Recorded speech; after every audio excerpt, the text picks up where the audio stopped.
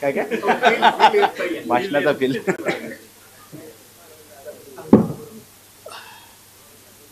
आपल्या सर्वांचं या ठिकाणी मी स्वागत करतो आणि पुणे पत्रकार संघाचे आभार देखील मानतो की आपण या ठिकाणी मला वार्तालापाकरता बोलवलं. महाराष्ट्रामध्ये लोकसभेची निवडणूक चालली आहे आणि विशेषतः पुण्याच्या जागेकडे सर्वांचं लक्ष आहे, कारण पुणे ही महाराष्ट्राची विद्येची संस्कृतीची राजधानी म्हणून आपण पुण्याकडे पाहतो आणि गेल्या काही वर्षांमध्ये टेक्नॉलॉजी आणि मॅन्युफॅक्चरिंगची राजधानी देखील पुणे आहे. त्यामुळे एक महत्त्वाची निवडणूक आहे. मुळात मला असं वाटतं की या निवडणुकीकडे पाहत असताना एकूणच सामान्य माणसाला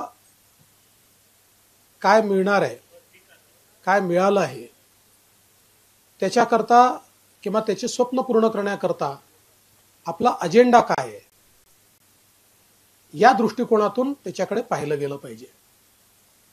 आणि विशेषतः देशाचे प्रधानमंत्री मोदीजी यांनी प्रधानमंत्री पद घेतल्यानंतर, पंतप्रधान पद घेतल्यानंतर पहिल्यांदा देशामध्ये केंद्र सरकारच्या माध्यमातून शहरांमध्ये देखील लक्ष घातलं. गावांच्या विकासाचा विचार तर आपण वर्षानुवर्ष मांडत होतो, पण शहरही विकसित झाली पाहिजेत हा विचार पहिल्यांदा केंद्र सरकारने हातामध्ये घेतला.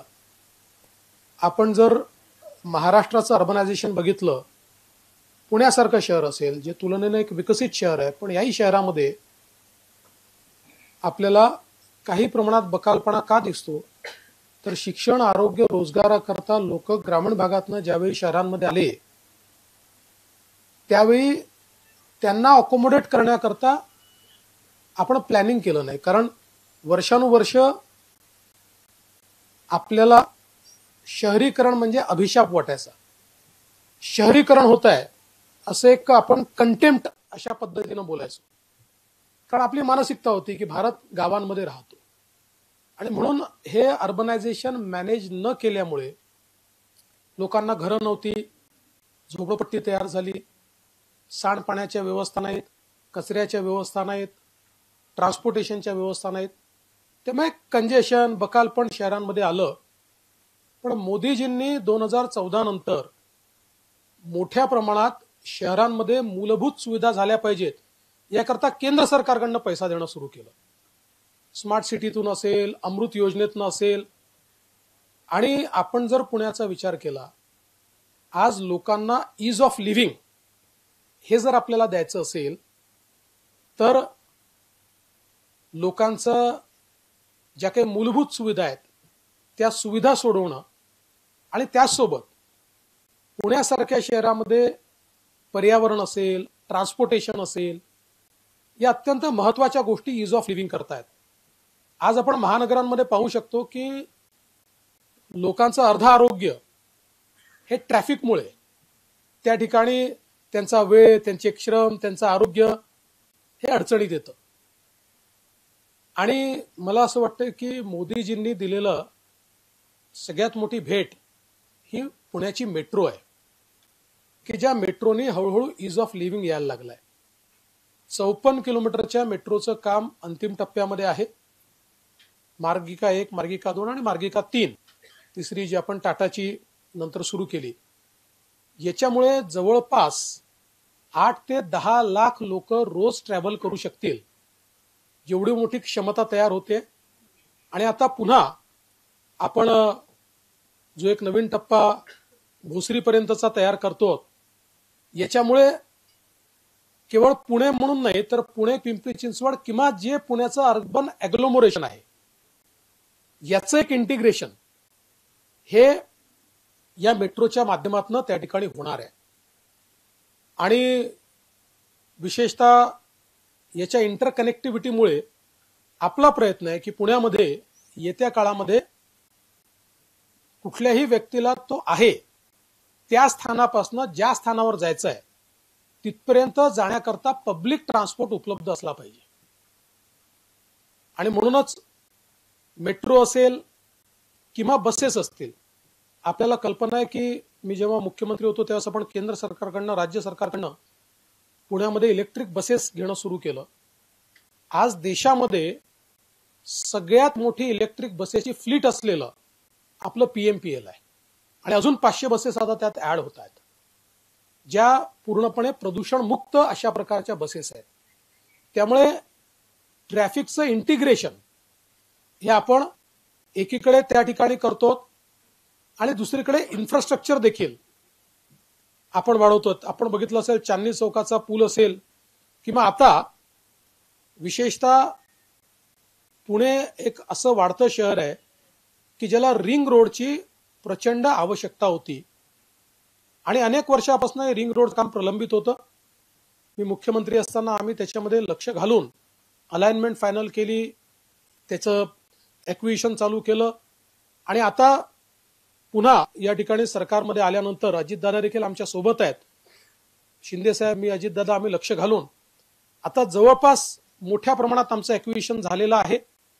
आउटर रिंग रोड आणि इनर रिंग रोड हे दोन्ही रिंग रोड जे आहेत हे पूर्ण झाल्यानंतर फक्त पुण्याच्या ट्रॅफिकचं इंटिग्रेशन होईल असं नाहीये.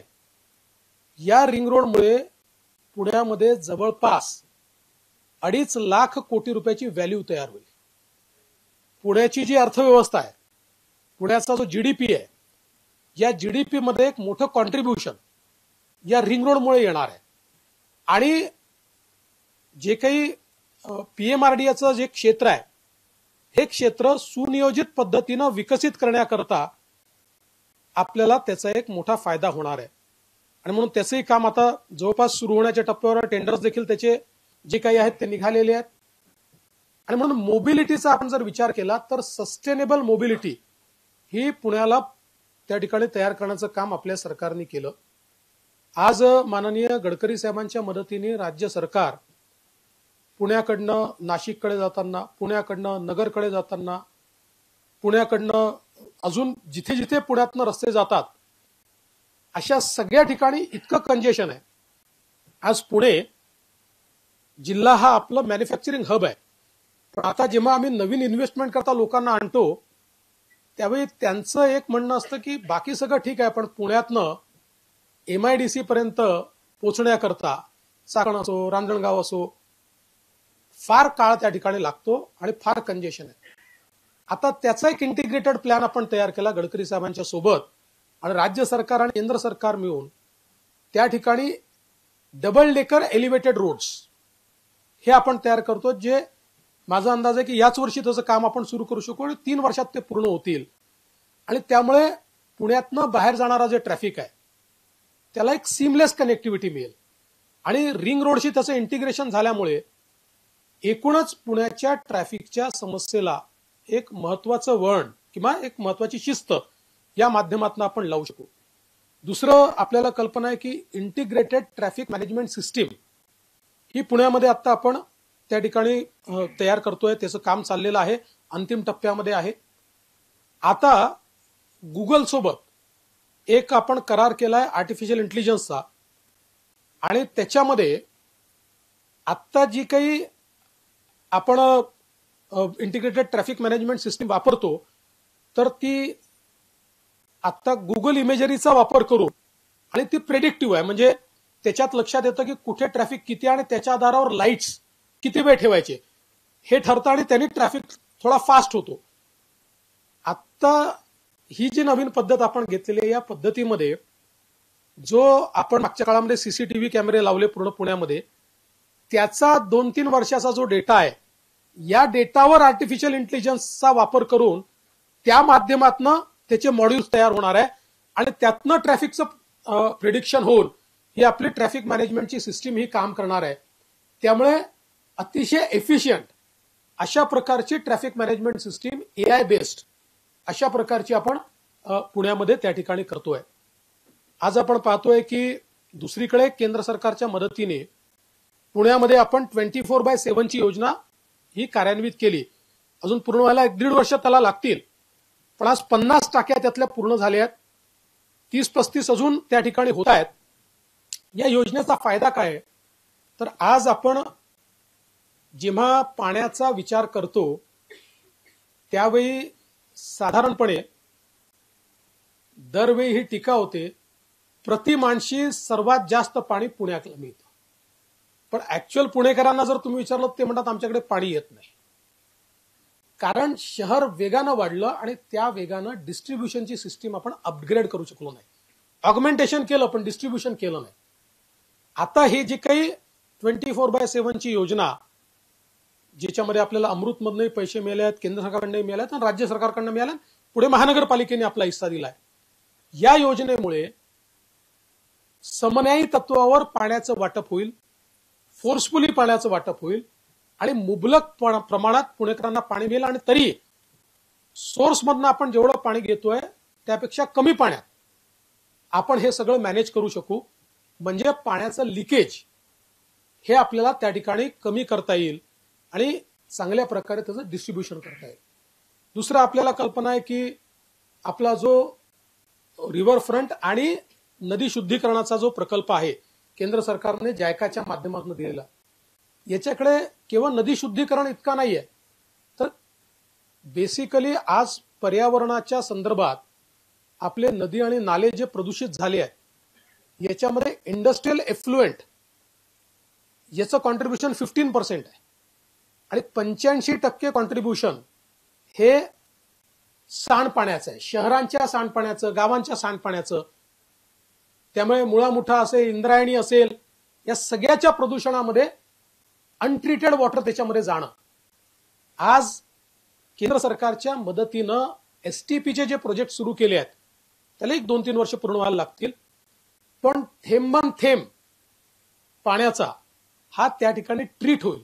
याचा दुहेरी फायदा काय आहे, आज एक संघर्ष सुरू झालेला आहे ग्रामीण भागात आणि शहरी भागामध्ये की आमचं शेतीचं पाणी उद्योग घेऊन चाललाय, आमचं शेतीचं पाणी शहर घेऊन चाललाय.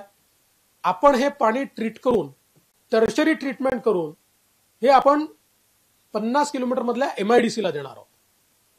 त्यामुळे MIDC ला जे काही रॉ वॉटर डायरेक्ट मिळतं ते आपल्याला त्यांनी कमी करता येणार आहे आणि ते वॉटर, ते पाणी आपल्याला सिंचनाकरता वापरता येणार आहे. त्यामुळे मल्टिपल गोष्टी यातनं होणार आहेत आणि मॅसिव्ह काम याचं ऑलरेडी आपण सुरू केलेलं आहे. किंवा घनकचऱ्याचं व्यवस्थापन असेल, आपल्याला कल्पना आहे की आपण सगळे पुण्यातले डोंगर कचऱ्याचे बघितलेले आहेत, पण आज एक प्रकारे जे काही कचऱ्याचं कॅपिंग सुरू केलं ते डोंगर आपण कमी केले आणि आता घनकचऱ्यावर प्रक्रिया करण्याचे 2 प्रोजेक्ट सुरू झाले, बाकीचे प्रोजेक्ट सुरू होत आहेत. म्हणजे सस्टेनेबल सिटी ज्याला आपण म्हणतो त्याच्याकडची जी आपली वाटचाल आहे ती अतिशय चांगल्या पद्धतीनं चाललेली आहे. आणि या सगळ्या वाटचालीमध्ये मोदीजींच्या सरकारचं आणि राज्यातल्या सरकारचा एक महत्वाचा वाटा आहे. अर्थातच पुणे महानगरपालिकेचं क्रेडिट आहेच, पुणे महानगरपालिकेने हे सगळं एक्झिक्यूट केलंय.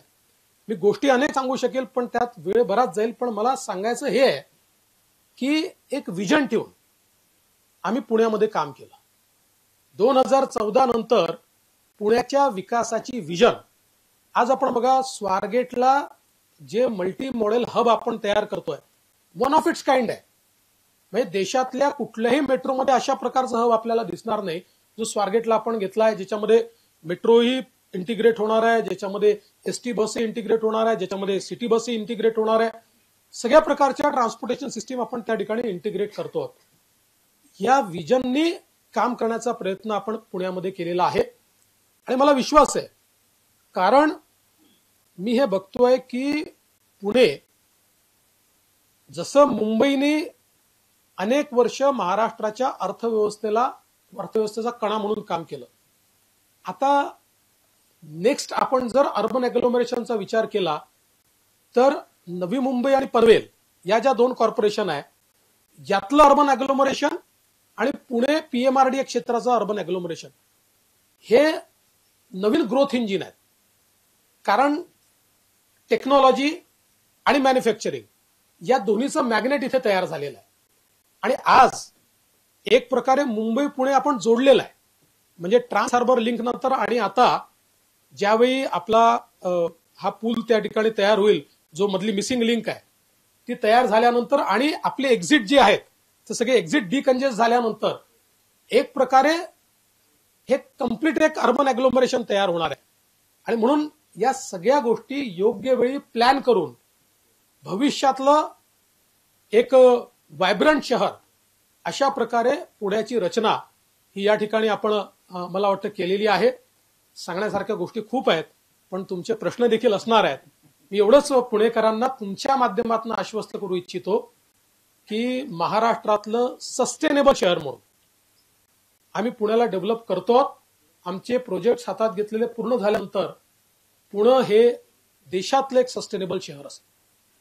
तुम्ही आता सगळा तुमचा देशाचा, पुण्याचा, राज्याचा रोडमॅप सगळा मागितला, पण एकीकडे तुमचे विकास कामं आहेत, सरकारच्या योजना आहेत, पण दुसरीकडे आहे पक्षाची फोडाफोडी आहे, गद्दारी आहे, महागाई आहे, शेतकऱ्यांचे प्रश्न आहेत, बेरोजगारी आहे.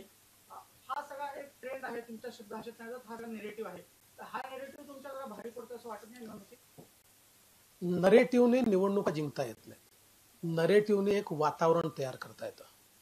अल्टिमेटली आमच्या विरोधकांना मी विचारतो, तुम्ही माझी भाषणं ऐकली आहेत, मी 90% विकासावर बोलतो, काय केलं याच्यावर बोलतो, काय करायचं आहे एक विजन मांडतो. 10% मी पण राजकारण बोलतो. तर आमच्या विरोधकांच्या भाषणामध्ये 1% विकासावर बोललं जात नाही. शेवटी निवडणूक गद्दार खुद्दार याच्यावर तर नाही आहे. निवडणूक कशावर आहे? तुमचं काय विजन आहे लोकांकरता, तुमचा ट्रॅक रेकॉर्ड काय आहे, ते एक शब्द देखील, आणि ते कसं बोलतील. कारण विकासाची स्पर्धा आमच्याशी करायला ज्यावेळेस ते जातात त्यावेळी त्यांच्याकडे एकही not a single iconic project which they can show ते नाही दाखवू शकत. आणि म्हणून त्यांना हे माहिती आहे की ही निवडणूक विकासावर किंवा मोदीजींवर गेली तर आपल्याला अडचण आहे. म्हणून ते अशा प्रकारच्या सुपरफिशियल गोष्टींवर नरेटिव्ह तयार करण्याचा प्रयत्न करतात. पण डीप रूटेड लोकांना याची कल्पना आहे की आम्ही काय केलं, आमच्या सरकारने काय केलं. चर्चा अशी की पनवेलचं जर विमानतळ झालं नवी मुंबईजवळचं, तर हा जो पीएमआरडी मध्ये राहणारा जो रहिवासी आहे तो डायरेक्ट थेट तिथेच जाईल. त्यामुळे त्या विमानतळाबाबत काय नक्की आहे? पहिले तर मला हेही सांगितलं पाहिजे की पुण्याचं विमानतळाचं विस्तारीकरण हे आपण त्या ठिकाणी केलं, चांगलं नवीन टर्मिनल झालं. आणि आता इथला रनवे वाढवण्याकरता देखील डिफेन्सची अंतिम टप्प्यामध्ये आम्ही पोहोचलेलो आहे. आणि आम्ही आता सिव्हिल एव्हिएशन मिनिस्ट्री आणि एअरपोर्ट्स अथॉरिटी लँड स्वॅपिंग काही करायचं आहे, त्या संदर्भात अंतिम टप्प्यामध्ये आहे. त्यामुळे नवीन एअरपोर्ट जे पुरंदरला करायचं आहे ते एअरपोर्ट होण्याच्या आधी, कारण त्याला 4-5 वर्ष लागतील, हे आम्ही याचंही विस्तारीकरण, याही एअरपोर्टचं विस्तारीकरण आम्ही करणार आहोत. रनवे आम्ही वाढवणार आहोत. म्हणजे कार्गो मोठे प्लेन, आज इथे प्रॉब्लेम काय आहे, मोठे कार्गो प्लेन आणि वाईड बॉडी जे परदेशातनं खूप मागणी आहे पुण्याकरता, म्हणजे पुण्याचा जीडीपीच या एअरपोर्टमुळे अडकलेला असं मी नेहमी म्हणतो, तर ते इथे या विमानतळावर उतरू शकतील. हे आता अंतिम टप्प्यात आलेलं आहे. मी स्वतः त्याचा पाठपुरावा करतोय आणि परवा आमची त्याची बैठक देखील झाली आणि ते फायनल स्टेजमध्ये आहे. प्लस पुरंदरचं एअरपोर्ट आम्ही करणारच आहोत. कारण आता नवी मुंबईचं एअरपोर्ट झालं तरी पुरंदर एअरपोर्टची आवश्यकता आहे. आणि एवढंच नाही, मुंबईलाही तिसऱ्या एअरपोर्टची आवश्यकता आहे. आमच्या डोक्यात आहे की वाढवण जे बंदर होणार आहे त्याही ठिकाणी तिसरे एअरपोर्ट मुंबई करता. आज बघा, जसं एकेकाळी रेल्वे ही लक्झरी राहिली नाही, रेल्वे नेसेसिटी झाली. आज आपलं इंटरनल जे काही मॅनेजमेंट आहे त्याच्यामध्ये फ्रेटचं 80% रेल्वे करते. आता ज्या प्रकारचं औद्योगिक व्यवस्थेमध्ये आपण आहोत त्यात एअरपोर्ट ही नेसेसिटी झाली आहे. ज्या आता 1000 एअरक्राफ्ट जर भारत घेणार असेल तर तेवढे एअरपोर्ट लागतील ना भारताला. आणि ते कुठे लागणार आहे? ते मुंबईत लागणार आहेत, पुण्यात लागणार आहे, नागपुरात लागणार आहे, संभाजीनगरला लागणार आहे. त्यामुळे पुरंदर एअरपोर्ट हे करावंच लागेल. पुण्याच्या विकासाकरता ते अत्यंत महत्वाचं आहे. आम्ही त्याचं प्लॅनिंग सुरू केलेलं आहे आणि मला विश्वास आहे की ते आम्ही करू.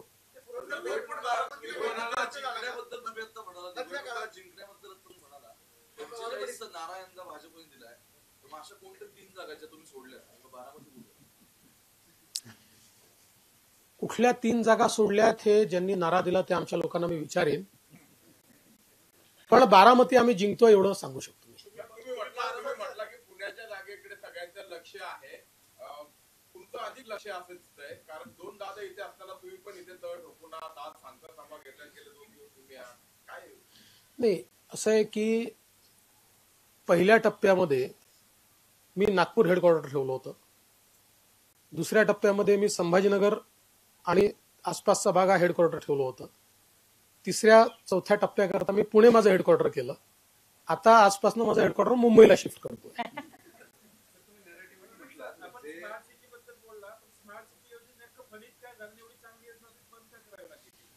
योजना कुठली बंद झालेली नाही. स्मार्ट सिटीची योजना चालली आहे. स्मार्ट सिटी आज म्हटलं की उद्या होऊ शकत नाही. हे सगळे जे प्रोजेक्ट आहेत आपले हे स्मार्ट सिटीच्या अंतर्गतच होत आहेत. आणि ट्रान्सफॉर्मेशन जे होतं ना एखाद्या शहराचं, ही एक प्रोसेस आहे. ही 2 वर्षात 3 वर्षात होत नाही.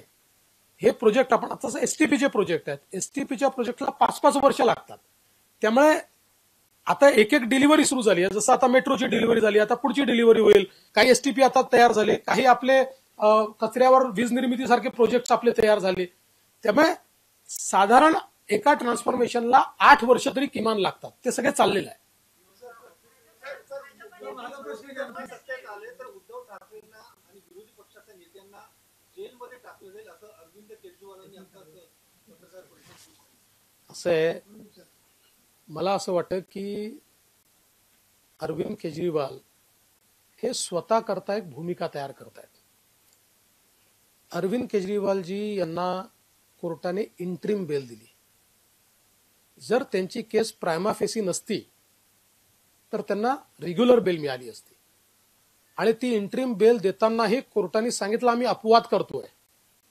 आणि हे देखील सांगितलं की त्यांना मुख्यमंत्री म्हणून आपलं कामकाज डिस्चार्ज करता येणार नाही. हे सगळं झाल्यानंतर देखील ते बाहेर असे आले जणू काही एखाद्या स्वातंत्र्य संग्रामाने बाहेर आले आहेत. त्याच्यामुळे त्यांना हा नरेटिव्ह करावाच लागणार आहे की कुठेतरी विरोधकांवर या ठिकाणी अशा प्रकारची कारवाई होते. प्रश्न एवढाच आहे की कारवाई जर चूक असती तर देशाच्या हायकोर्टाने आणि देशाच्या सुप्रीम कोर्टाने किमान काहीतरी ताशेरे ओढले असते, काहीतरी रिलीफ त्यांना दिला असता. या उलट ही केस प्रायमा फेसी आहे, यांना त्याच्यामध्ये रिलीफ देता येत नाही, पण आम्ही अपवाद म्हणून देतोय कारण त्यांना निवडणुकीत प्रचार करता यावा. अशा प्रकारे त्यांना त्या ठिकाणी रिलीफ मिळालेलं आहे.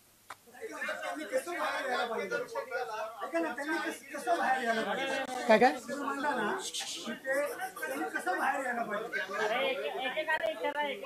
कॅमेरा आहेत, बसून बोल. ते जसे गरीबासारखा आणि श्रीमंतासारखाचा विषयच नाही आहे. त्यांचे सत्कार होऊन राहिले आहेत. त्यांनी काही मोठं कार्य तर केलेलं नाहीये. महान कार्य करून जेलमध्ये गेले का? बाहेर आल्यावर कशाचे सत्कार घेता?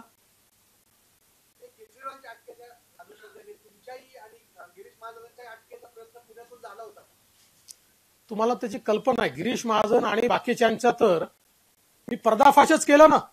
मी तर त्याचे व्हिडिओज दिले, थेट व्हिडिओ, अगदी कसं प्लॅनिंग चाललेलं आहे, कसं काय कुठे प्लॅन करा, कशा प्रकारे पोलिसांनी जायचं, हे सगळं आलेलं आहे. त्याची चौकशी चालली आहे. आता सीबीआयकडे गेली आहे ती चौकशी, अंतिम टप्प्यात आहे ती चौकशी.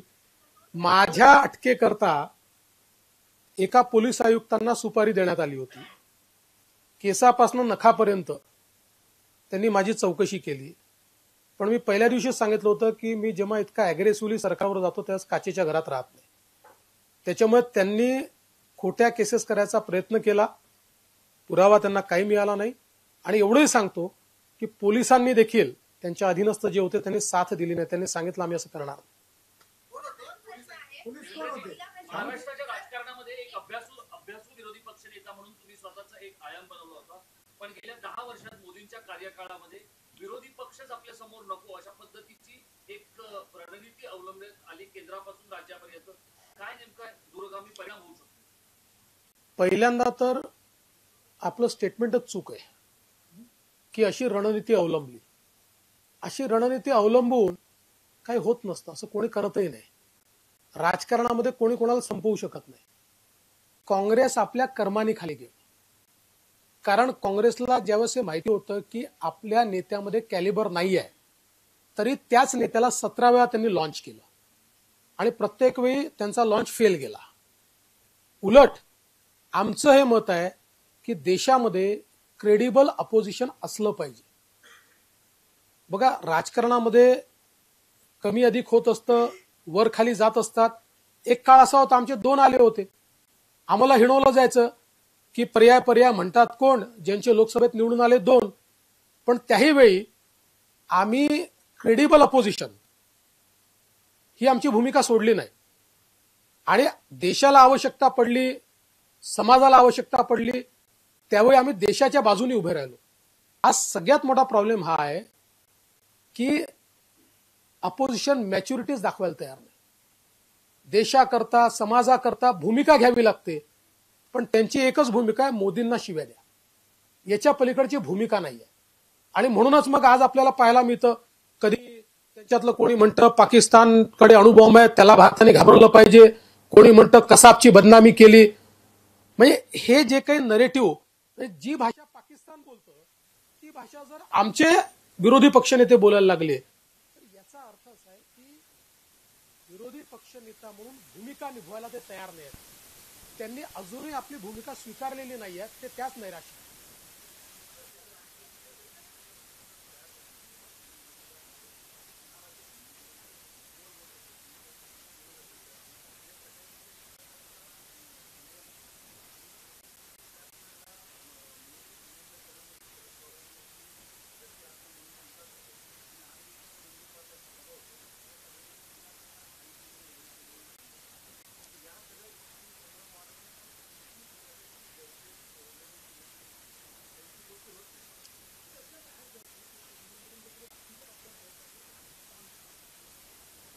फार चांगला प्रश्न तुम्ही विचारला.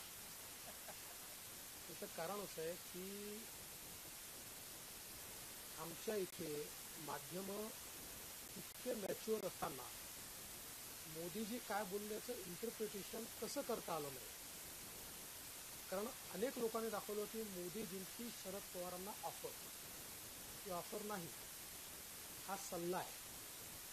त्याचं कारण मोदीजी काय बोलले, मोदीजी असं म्हणाले की बारामतीच्या निवडणुकीनंतर पवार साहेबांना जेव्हा हे लक्षात आलं की आता बारामतीची सीट अजित पवारांकडे चालली आहे, त्यानंतर पवारांनी सांगितलं 4 जून नंतर क्षेत्रीय पक्ष हे काँग्रेसमध्ये विलीन होते. त्यामुळे निवडणुकीचा निकाल काय आहे हा पवार साहेबांना समजतोय. त्याच्या पुढे ते असं म्हणाले की काँग्रेस हे डुबती नाव आहे, काँग्रेसमध्ये जाऊनही तुम्ही काही वाचू शकणार नाही. त्यापेक्षा शरद पवारांनी अजित पवारांच्या सोबत यावं आणि उद्धव ठाकरेंनी एकनाथ शिंदे यांच्या नेतृत्वात यावं, तर कदाचित तुमचे राजकीय मनसुबे या ठिकाणी पूर्ण होऊ शकतील. याचा अर्थ ऑफर होत नाही, याचा अर्थ सल्ला होतो. त्यांना सल्ला दिलाय, डुबत्या नावेत चालल्या, आधी तुम्ही डुबले आहात आणि त्याच्यानंतर डुबत्या नावेमध्ये तुम्ही चालला आहात, अशा प्रकारचा तो सल्ला आहे. आणि तुम्ही एक गोष्ट बघा, एक गोष्ट तुम्हाला, पवार साहेबांनी हे सांगितलं की 5 वेगवेगळ्या चिन्हांवर लढलो आहे आणि ते सत्यही आहे. पवार साहेबांचं राजकीय कारकीर्द जर आपण बघितली, ज्या ज्यावेळी त्यांचा पक्ष कमजोर झाला त्या त्यावेळी ते काँग्रेसमध्ये गेले. काँग्रेसमध्ये जाऊन त्यांनी आपली पोझिशन नीट केली आणि पुन्हा काँग्रेसच्या बाहेर पडले. आपण 1977 पासनं तर आजपर्यंत पवार साहेबांच्या एकूण राजकारणात हे बघितलं असेल तर जेव्हा त्यांचा पक्ष कमजोर होतो ते काँग्रेसमध्ये विलीन होतात आणि पुन्हा काँग्रेसमधून बाहेर पडतात. त्यामुळे पवार साहेबांनी असं स्टेटमेंट देणं, याचा अर्थ हा ज्यांना इतिहास माहिती आहे त्यांना समजतोय आणि तो संदर्भ मोदीजींचा होता, ही कुठली ऑफर नाही आहे. नाही, ते करावंच लागेल, त्यांना पर्याय काय.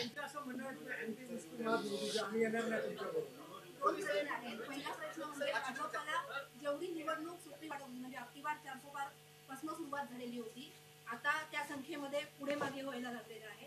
तर जेवढं तुम्हाला मित्रपक्ष म्हणजे आता जे तुमचे मित्रपक्ष आहेत त्यांना सोबत घेऊन ही निवडणूक सोपी जाईल वाटत होतं, तेवढी आता जात नाहीये का? आणि दुसरा प्रश्न वेगळ्या विषयावरचा, दुष्काळाशी रिलेटेड आहे. दुष्काळाची घोषणा झालेली आहे, पण अनेक भागामध्ये लोकांचं असं म्हणणं आहे की क्रेडिट पॉलिटिक्समुळे स्थानिक पातळीवरच्या निवडणुकांच्या पार्श्वभूमीवर मदत मिळत नाहीये. पहिला जो प्रश्न तुम्ही विचारला त्याचं उत्तर एवढंच आहे की तुमच्या मनात ही निवडणूक जेवढी कठीण दिसते आहे तेवढी आमच्याकरता नाही आहे. आम्हाला ती निवडणूक जशी पहिले अपेक्षित केली होती तशीच या ठिकाणी वाटते. तोच परफॉर्मन्स आमचा असणार आहे. हे खरं आहे की पवार साहेब, उद्धवजी एक नरेटिव्ह पेरण्याचा प्रयत्न करतायत की आमच्या जागा येत आहेत. त्यांनी तर 35 जागा वगैरे सांगितल्या. मी तर त्यांचे धन्यवाद मानले की 13 जागा तरी आम्हाला दिल्या त्यांनी. पण तो प्रश्न नाही आहे. हा जो काही नरेटिव्ह हा सुपरफिशियल नरेटिव्ह आहे. तिन्ही पक्ष मिळून नीट आमची निवडणूक चाललेली आहे. अपेक्षित जागा आम्हाला मिळतील. दुष्काळाच्या संदर्भात आत्ता आचारसंहितेमध्ये कुठल्याही राजकीय नेत्यांना दुष्काळाचे अधिकारच नाही आहेत. ते अधिकार पूर्णपणे प्रशासनाला आहे आणि प्रशासन जिथे पाणी सोडलं पाहिजे तिथे पाणी सोडत आहे, जिथे टँकर दिले पाहिजे तिथे टँकर देत आहे. आणि आत्ता तरी क्रेडिट करता कुठलाही राजकीय नेता ते अडवू शकत नाही कारण त्यांना ते अधिकार नाही आहेत.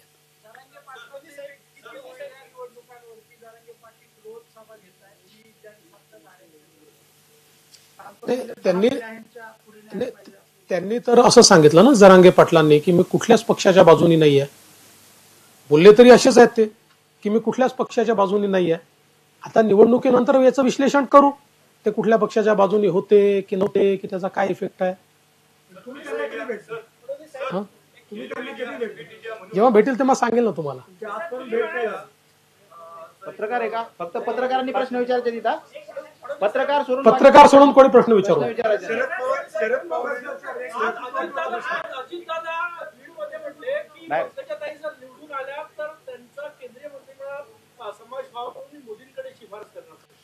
चांगली गोष्ट आहे. शेवटी पंकजाताई आमच्या पक्षाच्या मोठ्या नेत्या आहेत, आमच्या कोर कमिटीच्या मेंबर आहेत आणि आमची इच्छा असेल की पंकजाताई जर निवडून आल्या आणि ते येतीलच निवडून आणि मोदींचं सरकारही येईल, आमची इच्छा असेल की त्यांनी केंद्रात मंत्री झालं पाहिजे.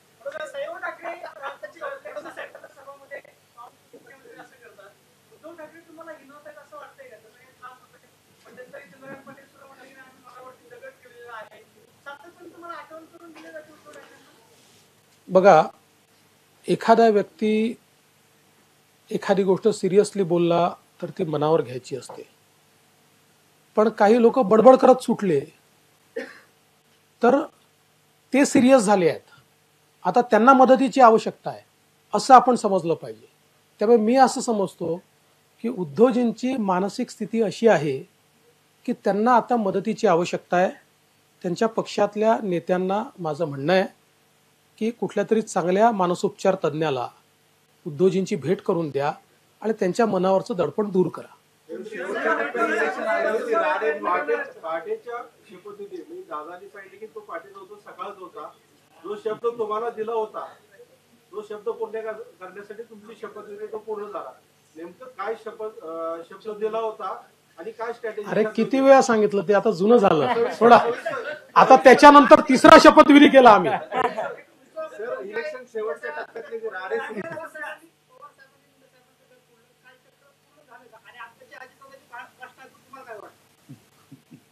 आम्ही घर वगैरे फोडणारे नाही हो. पवार साहेबांचं घर एकाच कारणाने फुटलं की ते पक्षही फोडत नाही. आम्ही घर फोडत नाही, आम्ही पक्ष फोडत नाही. पण संधी जेव्हा मिळते कोणी आमच्या सोबत येतं तर ते आम्ही सोडत नाही, त्यांना सोबत घेतो. सोबत आलं तर का आपण त्या ठिकाणी टाळायचं. असं आहे. शिवसेनेची ही परिस्थिती का आली ती फॅमिली फर्स्ट मुळे आली आणि राष्ट्रवादीची परिस्थिती का आली फर्स्ट फॅमिली फर्स्ट मुळे आली. म्हणजे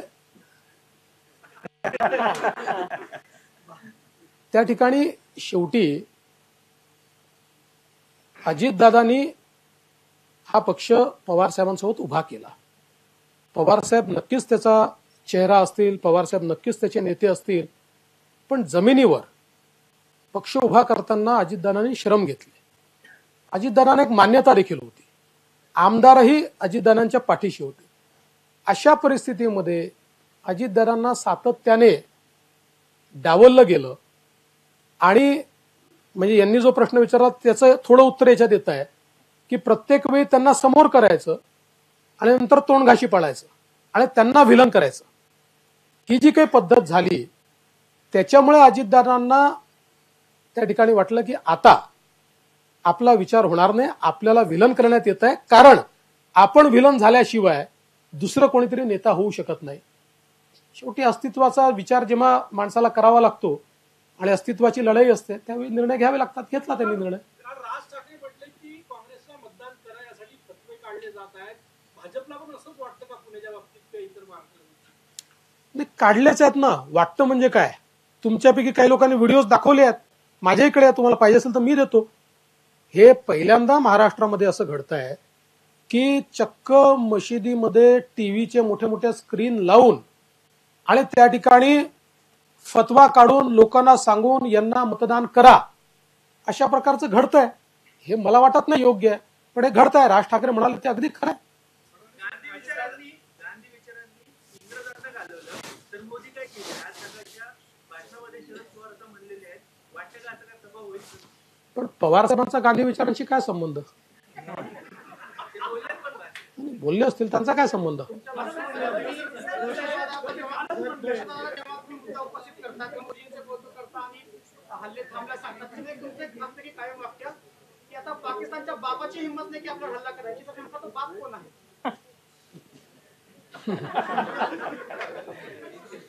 मला आहे ना त्याच्यावर उत्तर सुचलं होतं, पण ते असभ्य असल्यामुळे बोलत नाही. शेवटच्या टप्प्यामध्ये संभाजीनगरला राडा झालाय.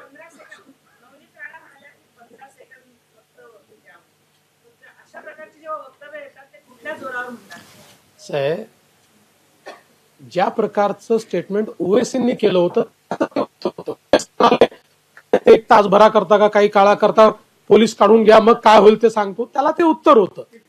त्याला उत्तर. अबा मला विचाराल तर मला असं वाटतं की अशा प्रकारे ज्यावेळेस कोणी बडबड करतं त्याला फार उत्तर देण्याच्या भानगडीत पडू नये. बच्चूकडून मी तिथे उमेदवार दिला होता लोकसभेचा, तर नवनीकरांचा विषय निघाला. त्याच्यामुळे ती सीट अमरावतीची भाजपची धोक्यात आहे असं अमरावतीकरांना वाटतं. आता 4 तारखेला समजेल धोक्यात आहे की नाही, पण मला वाटतं नवनीत राणा निवडून येतील. संभाजीनगरला दाभोलकर प्रकरणाचा निकाल लागलाय. रवींद्र वायकर म्हटले की मी एकदम जेलमध्ये गेलो असतो म्हणून मला बदलावं लागलं. त्याच्याकडे तुम्ही काय? रवींद्र वायकर नेमकं असं का म्हणाले हे मला त्यांना विचारायचं आहे, पण माझी त्यांची अजून भेट झालेली नाही, कारण मी मुंबईला पोहोचलेलो नाही. मुंबईला पोहोचल्यानंतर मी त्यांना विचारेन. दाभोलकर प्रकरणाचा निकाल लागलाय. दोघांना शिक्षा सुनावली, तिघांना निर्दोष सोडले. तर जे निर्दोष सुटलेले आहेत तर त्यांच्याबद्दल आपण सरकारी पक्ष म्हणून पुढे अपील करणार आहात? असं आहे की एखाद्या विषयामध्ये अपील करायची की नाही याचा निर्णय राज्याचं लॉ अँड ज्युडिशरी खातं आणि राज्याचे जे प्रॉसिक्युशनचे प्रमुख असतात ते त्या ठिकाणी घेतात. त्यामुळे डिटेल्ड निर्णय ज्यावेळेस येईल त्यावेळेस त्या निर्णयाचा आढावा घेऊन ते निर्णय करतील. जो निर्णय ते करतील तोच राज्याचा निर्णय असेल. इन्व्हेस्टिगेशनच्या बाबतीमध्ये पण अनेक क्वेश्चन रेज केले गेलेले आहेत आणि शासनाच्या एकूण रोलबद्दलही त्यांनी जजमेंटमध्ये क्वेश्चन रेज केले. त्या सगळ्याचा कॉग्निशन घेतला जाणार निश्चित घ्यावाच लागेल. बघा, शेवटी कोर्टाने जर काही ताशेरे ओढले असतील आणि त्याच्यात काही दुसरी बाजू असेल तर नक्की त्याचा कॉग्निझन्स घेतला पाहिजे. तो आम्ही घेऊ. पृथ्वीराज चव्हाण यांनी मुख्यमंत्री असताना हिंदू दहशतवाद सिद्ध करण्यासाठी या प्रकरणात नावं जोडली असा सनातननी आरोप केलाय. तुम्हाला काय वाटतंय की पृथ्वीराज चव्हाणांनी त्या काय नेमकं काय? बघा, असं आहे की काँग्रेसने एक नरेटिव्ह तर पेरण्याचा प्रयत्न केला हिंदू दहशतवादाचा. या बाबतीत कोणीच त्या ठिकाणी नाकारू शकत नाही. पण या पर्टिक्युलर प्रकरणात असं घडलंय की नाही हे मी आज सांगू शकत नाही. जेव्हा निकाल मी बघेल त्यावेळेसच त्या संदर्भात मी कमेंट.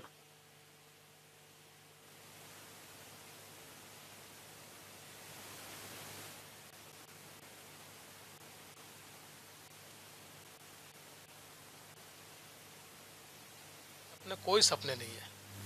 हमारे सपने बीजेपी के सपने, हमारे सपने महाराष्ट्र के सपने.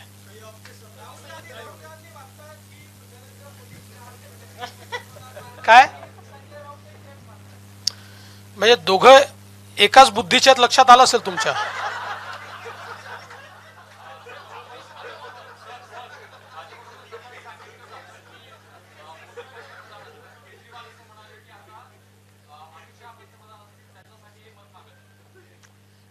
ज्याला जे बोलायचं आहे बोलू द्या. सगळ्या देशाला माहिती आहे, तुम्हाला माहिती. तुम्ही स्वतःला प्रश्न विचारा बरं, कोण आहे 4 जून नंतर पंतप्रधान? तुमचे मन सांगेल मोदीच आहे. जाऊ द्या ते काय बोलतात.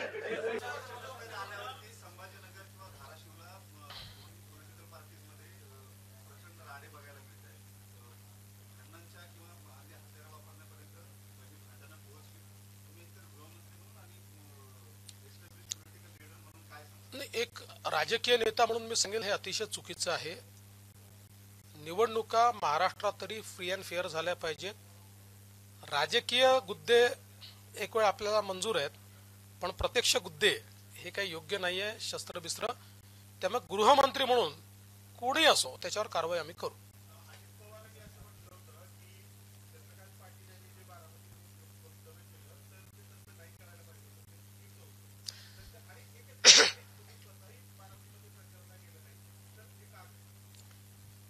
मी बारामतीत भरपूर प्रचार केला. शहरात मला बोलवलं असतं तर गेलो असतो, असं काही नाही. पण चंद्रकांत दादा जे बोलले होते त्या संदर्भात दादांनी खुलासा केला होता आणि दादांनी सांगितलं होतं की मी बोललो, त्याचा ज्या प्रकारे मी बोललो तसं मला बोलायलाच नको, म्हणजे मी बोलायला नको होतं, हे दादांनी देखील कबूल केलं. कारण शेवटी एखाद्या व्यक्तीला संपवण्याकरता थोडी राजकारण असतं आपलं, आणि कोणी संपवू शकत नाही असं काही. म्हणजे मी याला संपवून टाकेन असं कोणी कोणाला संपवू शकत नाही.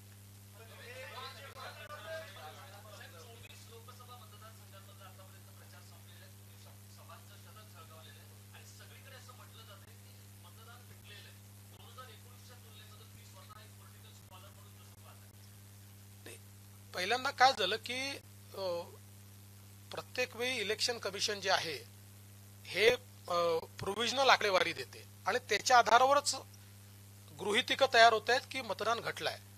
यावेळेस आपल्याला कल्पना आहे, प्रचंड ऊन असल्यामुळे सकाळी 1 वाजेपर्यंत मतदान होतं आणि मग 5 वाजेनंतर रांगा लागतात आणि रात्री 9 वाजेपर्यंत मतदान चालतं. त्याच्यामुळे त्या दिवशी जे आकडेवारी येते ती 6 वाजेपर्यंत झालेल्या मतदानाची येते. 6 ते 9च्या मतदानाची आकडेवारी दुसऱ्या दिवशी किंवा तिसऱ्या दिवशी ते घोषित करतात. मी आता कालच 24 जागांचा तक्ता घेऊन बसलो होतो. 4 जागा अशा आहेत की ज्याच्यावर मतदान 1 किंवा 2% कमी झालंय. बाकी सगळ्या जागांवर एकतर मतदान वाढलंय किंवा मागच्या वर्षी एवढंच आहे, कमी नाही झालेलं.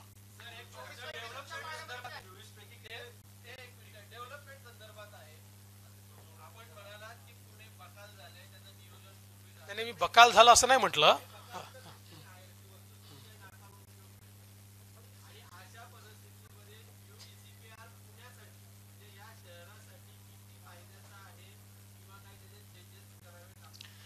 काय आहे की पुण्याकरता UDCPR चांगलाच आहे, पण हे जुनं शहर आहे, एक ऐतिहासिक शहर आहे. त्यामुळे इथल्या पेठा असतील, इथले जुने वाडे असतील, UDCPR मध्ये जेव्हा आपण डेव्हलपमेंट करतो त्यावेळेस याच्याकरता स्पेशल डिस्पेन्सेशन ठेवणं हे अत्यंत गरजेचं आहे. आणि म्हणून ते आता आम्ही ती व्यवस्था केली, आम्ही त्याच्याकरता स्पेशल डिस्पेन्सेशन तयार केलाय.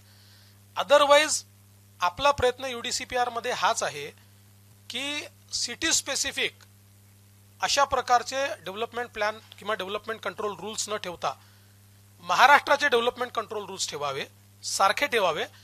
सिटी स्पेसिफिक काही अमेंडमेंट्स त्यात आवश्यक असतील तेवढ्या कराव्या, त्या केल्यात. चांगल्या जागा येतील. मी आज प्रेडिक्शन करत नाही, पण चांगल्या जागा येतील अपेक्षा. लास्ट आता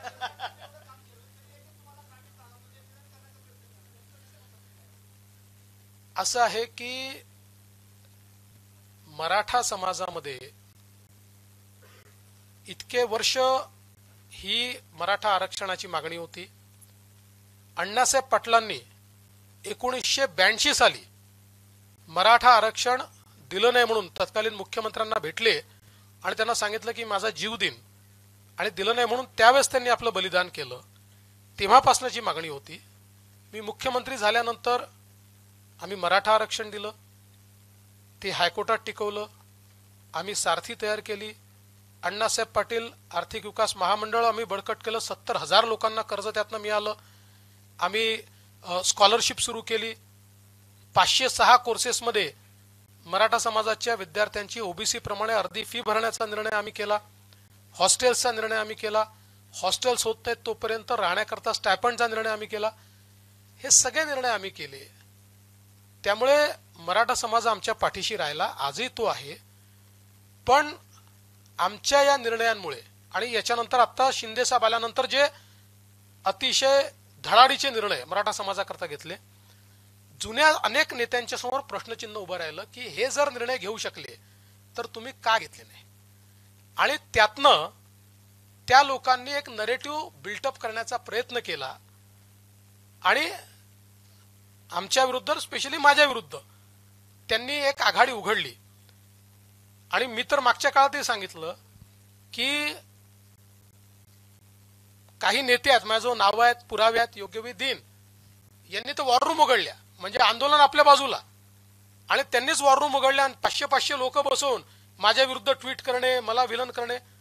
पण शेवटी सत्य कधी लपत नसतं.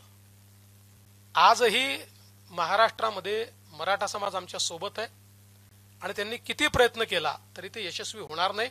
शेवटी त्यांना या गोष्टीचं उत्तर तर द्यावं लागेल.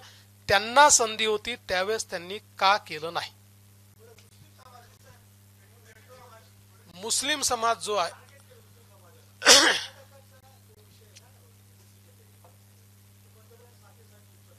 का नाही उचलणार, का नाही उचलणार? असं आहे, एकीकडे तुम्ही हे सांगता की बाबासाहेब आंबेडकरांचं संविधान हे आमच्याकडे सर्वोपरी आहे. मग ते संविधान जेव्हा निर्माण झालं, संविधान सभेमध्ये आरक्षणाच्या संदर्भातली चर्चा झाली आणि डॉक्टर बाबासाहेब आंबेडकरांच्या अध्यक्षतेखाली एकमताने निर्णय झाला की धर्मावर आधारित आरक्षण भारतामध्ये राहणार नाही, आणि ते संविधानातही आलं. अशा परिस्थितीमध्ये एकीकडे संविधान सांगतं धर्मावर आधारित देता येणार नाही, आणि दुसरीकडे काँग्रेस पक्ष सांगत असेल आम्ही धर्मावर आधारित देऊ आणि देत असेल. संविधानाचा अपमान नाहीये, भारतरत्न डॉक्टर बाबासाहेब आंबेडकरांचा अपमान नाहीये. माझा प्रश्न एवढाच आहे, 60 वर्ष काँग्रेसने राज्य केलं, मुस्लिम समाजाला काय मिळालं? माझा या ठिकाणी दुसरा या सवाल आहे. मोदीजींनी 4.5 कोटी घर त्या ठिकाणी म्हणले, म्हणजे 20 कोटी लोक घरांमध्ये राहायला गेले पक्क्या.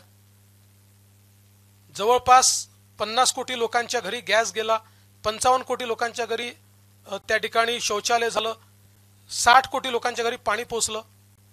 मोदीजींनी विचारलं तुमची जात काय, धर्म काय? आज अल्पसंख्याक समाजातल्या बहुतांश लोकांना प्रधानमंत्री आवास योजनेत घर मिळालं, अल्पसंख्याक समाजाच्या लोकांना गॅस मिळाला, मोदीजींच्या सगळ्या योजनांचा फायदा मिळाला. मोदीजींनी योजना हिंदूंकरता नाही केल्या, सगळ्यांकरता. आमचं आणि त्यांच्या विचारसरणीतला फंडामेंटल डिफरन्स काय आहे? त्यांनी वोट बँक तयार केली आहे. त्यामुळे ते काय म्हणतात, देशाच्या रिसोर्सेसवर पहिला अधिकार मुसलमानांचा आहे.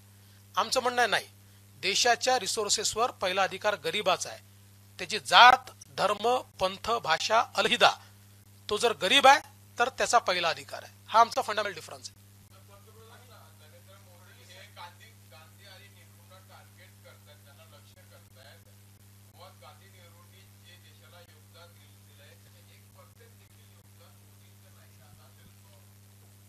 पहिल्यांदा पवार साहेबांनी फोड केली पाहिजे. गांधी कुठले? महात्मा गांधींच्या नावाच्या मागे जे गांधी लपतात त्यांच्याबद्दल जर पवार साहेब बोलत असतील तर त्याची उत्तरं खूप देता येतील. हा, मी सांगून राहिलो, कारण मला असं वाटतं की महात्मा गांधींच्या विचारावर जेवढं काम मोदीजींनी केलं आहे तेवढं काम काँग्रेसने केलं नाही. म्हणजे आज आपण पाहू शकतो, सेवाग्राम मध्ये इतके वर्ष काँग्रेसची अधिवेशनं झाली पण एक पैसा त्यांनी दिला नाही सेवाग्रामला. आज सेवाग्रामचं संपूर्ण जे परिवर्तन झालं आणि सेवाग्रामला राष्ट्रीय स्तरावर आम्ही आणलं, मी मुख्यमंत्री असताना आम्ही आणलं ते. त्याच्यामुळे यांचा काही गांधींच्या विचाराशी संबंध नाही आहे. हे केवळ गांधींचं नाव घेतात. आणि जेव्हा सत्य सांगितलं जातं ते सत्य कटू असतं. कटू सत्य काय आहे? कटू सत्य हे आहे की आज ज्यावेळेस राहुल गांधी म्हणतात तुम्ही चीन बद्दल बोलत नाही, मोदीजींच्या काळात 1 इंच जमीन चीनला आपण घेऊ दिली नाही. डोकलाममध्ये आपल्या देशाच्या बाहेर जाऊन चीन्यांना रोखण्याचं पहिलं काम या देशामध्ये झालं. यापूर्वी कधी आपण ते केलं नव्हतं.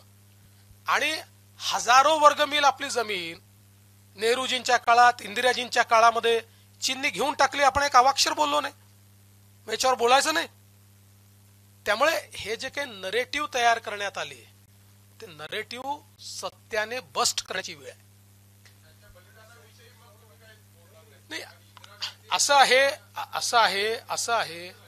आहे की त्यांचं जे काही बलिदान असेल ते कोणी नाकारलंच नाहीये. ते कोणी नाकारलंय का? कोणी म्हटलंय का त्याच्याबद्दल? पण याचा अर्थ ज्या चुका झाल्या आहेत त्या चुका सांगायच्या नाही असं कसं होईल? त्याचं सांगावेच लागतील.